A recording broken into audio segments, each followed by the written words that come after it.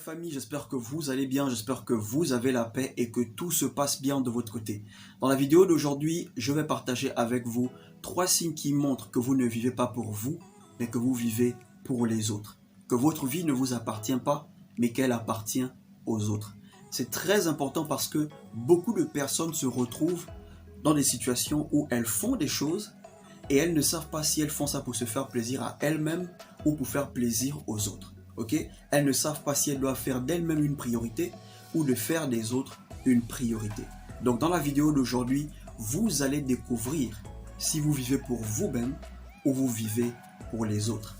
Si tu aimes le contenu de la chaîne, n'hésite pas à t'abonner, d'activer la cloche pour ne manquer aucune des vidéos. Laisse un like, laisse un commentaire. Est-ce que tu vis pour les autres ou est-ce que tu vis pour toi-même?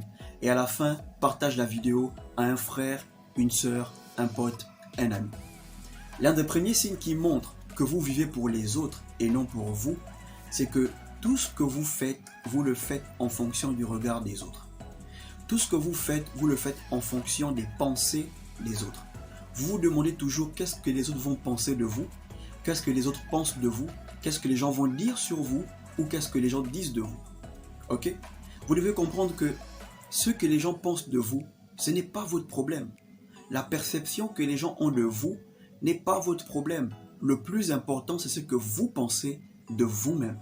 Parce que la vérité est que ces personnes dont vous vous souciez, ok, leur regard, ils n'ont rien à foutre de votre regard envers eux. Ces personnes dont vous vous souciez des pensées envers vous n'ont rien à foutre de vos pensées envers eux. Ok? Et vous devez faire de même si vous voulez pleinement vivre votre vie. Les regards seront toujours sur vous. Que vous le vouliez ou pas, il y aura toujours des regards sur vous. Donc si vous voulez que votre vie puisse vous appartenir, si vous voulez vivre votre vie, vous devez vous en foutre du regard des autres et des pensées des autres.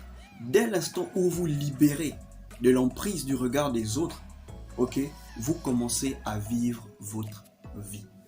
Le deuxième signe qui montre que vous vivez pour les autres et non pour vous, c'est que vous faites de vous-même une option. Vous faites de vous-même une option. J'explique. Vous avez peut-être fait la cour à une personne, ok?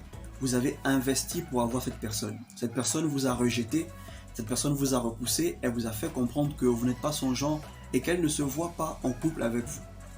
Quelques temps plus tard, ça marche, ok? Quelques temps plus tard, les choses ne se passent pas bien pour cette personne. Cette personne décide de revenir dans votre vie et vous acceptez cette personne facilement. Dès l'instant où vous acceptez une personne qui vous a rejeté sans vous poser des questions, facilement, vous faites de vous-même une option. Parce que pour cette personne, vous êtes une option. Et cette personne sait qu'elle vous prend pour une option. Mais vous l'ignorez. Vous l'ignorez. Vous devez comprendre une chose. Ces personnes qui vous rejettent sont aussi rejetées quelque part. Ces personnes qui vous résistent, on les résiste aussi quelque part. Ces phrases qu'elles vous disent du genre « tu n'es pas bien pour moi, je ne veux pas en couple pour toi », ces mêmes phrases, on leur dit ça quelque part. Donc ces personnes reviennent toujours vers vous parce que de l'autre côté, ça n'a pas marché.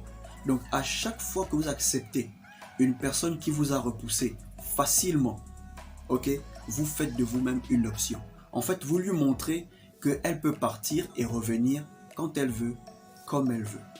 Donc dès l'instant où vous aussi, vous arrivez à rejeter ceux qui vous ont rejeté, vous commencez à vivre votre vie.